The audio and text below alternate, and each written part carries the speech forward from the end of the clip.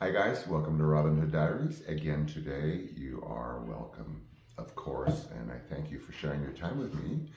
As I always say lately, I'm going to try and roll things along because you know these shows, I don't want to keep you for more than 6-minute stretches. So, not including the teaser, no 5-minute teasers. I don't know. I previewed tonight something about like how it was not a cakewalk, dating before I met my husband, issue time. Okay, so let's enter the strange and wondrous world of Sean from 91 to 93. Shortly thereafter, I met my husband. And it all is maybe falling, I don't know, between like an 18-month, full 2-year-ish period. So it's not like, a few years. It's just, okay. So we all know that I had between 88 and 90, 91, I had 2 of my partners die from HIV-related complications. So in and around that time when Johnny died, number 2, I was left again basically with like an empty apartment and our dog. So everyone sort of like bailed like rats off the ship, and the ship was kind of sinking. So here's what it was like. So when they died, like when Tim died, I kind of like conked out, after his cremation, I would walk around with his ashes. I know you guys, but grief does weird things to you. I would talk to them, I would drive with them, whatever, okay, nutcase, but again, grief, right? Okay, so in and around that time, and Johnny dies, and so I'm kind of already in this volunteerism mode. This is where I gained all my clinical experience from fighting with doctors and, shall we say, medical executives at 19, 20, 21, fighting tooth and nail. So I come out of all that with my volunteer experience, scattered in there doing caregiving. And within that circle, I get linked in with grief support once, Tim and John had passed. So these were like these HIV-related or impacted persons, I don't know, like people's houses were taken over for like buffet, lunch, and relaxy type things. Okay, so within there, I was hooked up with a grief support system or 2, meaning support groups.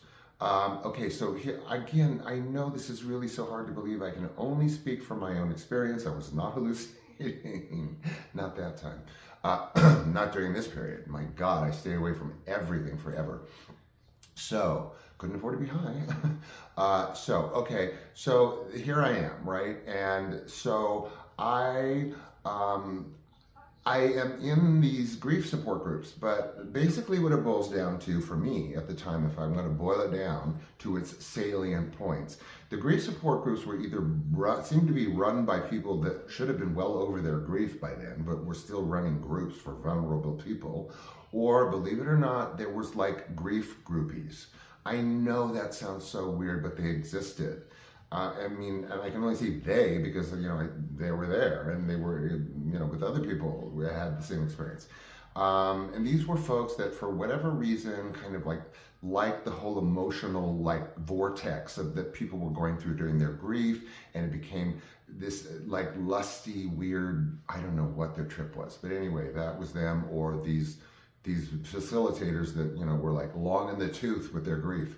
Okay, so from there, then I figured, well, I need to go to sexual support groups because I'm promiscuous now. I'm single. Oh my God, what am I going to do? Screw everybody. So I decided to go the 12-step route. Again, if 12-step works for you, 12 steps, go work them. 2 through 10 through 12, whatever. I'm so glad it works for you. But here's the reality of what Sexual Compulsives Anonymous was at this time. So I bleed out of these grief support things, and then into 3 to 4 different kinds of SCA groups, sexual compulsives, a disorder for the most part that AA has had, accumulated and appropriated and facilitated. So I'm in these 3 to 4, and I'm not going to name them. Again, 12-step program. So I moved from grief to help me with my promiscuity. So guess what happens? I date two people in there. They say don't mention the places where you go for your sexual compulsion. Big friggin' deal, man. Every dude in the room knows where they just came from and where they're going after the meeting. So one legitimate date-ish, I guess, dating scenario was with this poor accountant guy. He was bisexual. We didn't know what we were doing, and it just ended. It was really weird. Like, Tim's goodbye letter to me from the ICU unit, I always kept in my jacket. That jacket was stolen out of his car when we went to an Italian restaurant one night. I fell apart and it kind of was over. Okay, so I'm done with now the grief groupies and these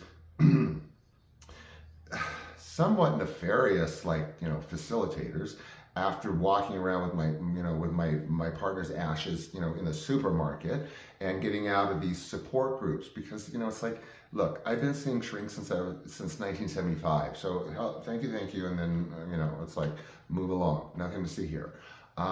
So then I didn't. You would think I would dive right into like barring and clubbing and whatever, but I was still, relatively speaking, for Sean, on his own, naive, because before I met Tim, I was on my own, but I was a different kind of person. I was astoundingly superficial at times. So here I am now, left out of the groups, and what to do, right? Okay, so my angle is, which I touched on in another show, which was Lonely Hearts Clubs through personal classified ads. So then you guys, it's like, you thought the grief groupies were weirdos. I mean, not weirdos, but let's just say strange and awkward scenarios. So I was the one that always took out the ads. It was in LA Weekly. I never answered ads. I always would sort of throw out whatever kind of creative thing I could put out there and see what kind of people would answer, and were they worth going to have a cup of coffee with.